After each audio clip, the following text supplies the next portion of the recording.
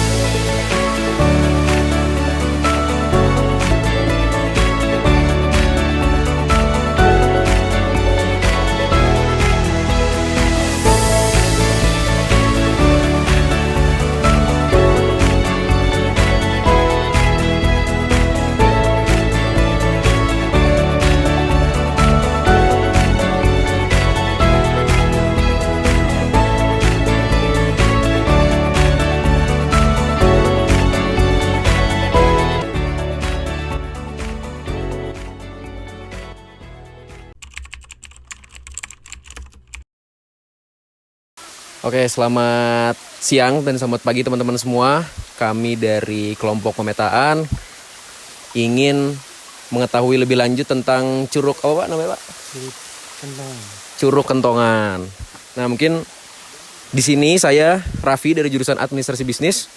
Bapak bisa perkenalkan diri Bapak dulu. Nama saya Budiono. Oke, jadi ada beberapa pertanyaan Pak Budiono, sekitar 10 pertanyaan. Untuk pertanyaan pertama, kira-kira sejak kapan sih Pak, sepengetahuan Bapak nih, Curug Kentongan ini menjadi tujuan wisata? Ya, sejak ada bumi perkemahan Sekipan, karena sini kan termasuk jalur trek untuk jalan kaki. Kira-kira untuk detail tahunnya sendiri kira tahun berapa Pak? Tahun 80-an. Tahun 80-an. Jadi dampak positifnya dan negatifnya apa Pak kira-kira? Keberadaan wisata ini untuk warga sekitar, mungkin kayak bisa nambah pemasukan di daerah sekitar atau apa gitu mungkin Pak menurut Bapak? Ya, mungkin untuk orang jualan ya, yang utama itu, karena pasti butuh makan minum sama penginapan yang di bawah itu. Jadinya itu nambah penghasilan lah ya Pak buat warga sekitar ya Pak. Kalau dampak negatifnya sendiri apa Pak kira-kira? Kalau saat ini sampah Mas. Oh, sampah. Oh, emang dari tadi pas perjalanan banyak sampah ya Pak di jalan tuh ya. Oke, mungkin buat pertanyaan ketiga, warga sekitar ini terlibat langsung atau enggak sih Pak dalam pengelolaan atau promosi dari wisata ini gitu loh? Kalau sini kan masih masuk yang kawasan wisata Sekipan itu. Jadi warga kayaknya ya cuma warga ngurusin lahannya sendiri ya. Gitu. Jadi ini termasuk jalur treknya yang Buper Sekipan. Jadi di sepanjang trek juga sebenarnya belum masuk daerah yang dikelola sama masyarakat ya, masyarakat sekitar. Nah, bagaimana kondisi lingkungan di sekitar curug ini Pak? Yang tadi kita lihat mungkin sampah-sampah banyak, atau mungkin tadi yang sempat saya bilang apa ada potensi longsor atau erosi gitu Pak? Kalau longsor ya pasti ya, tapi kan nggak ekstrim juga karena pohonnya masih rapat.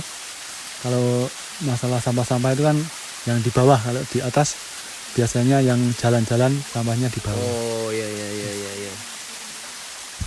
Nah kira-kira Pak, selain tadi saya sama Bapak juga lihat ada banyak yang jualan, itu sumber mata pencarian utama selain itu apa Pak kira-kira Pak? Untuk masyarakat di sekitar curug lebih tepatnya? Itu penyewaan villa itu.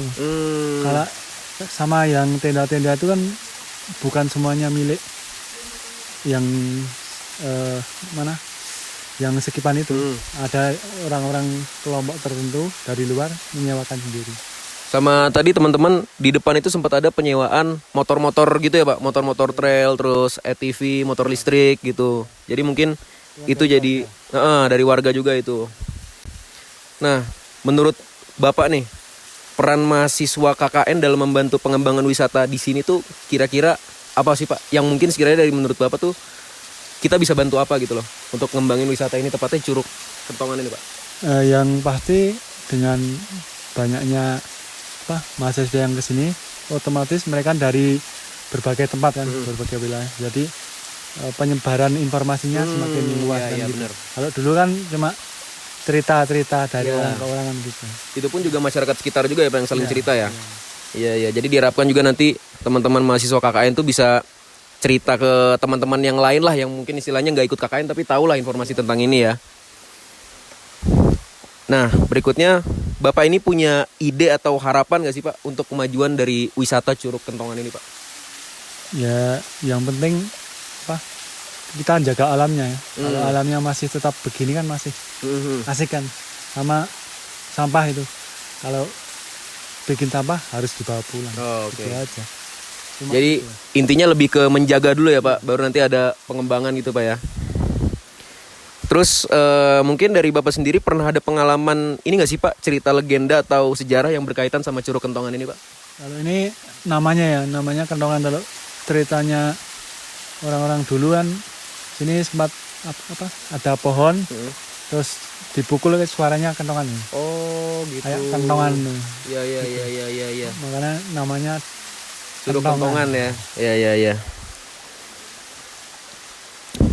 Mungkin itu aja teman-teman video dari saya dan Pak Budiono. Sekiranya teman-teman ada yang mau ditanyakan lagi, nanti kita ada kontak person di bawah ini, Pak Ketua kita dari pemetaan. Sekian mungkin dari saya dan Pak Budiono. Terima kasih.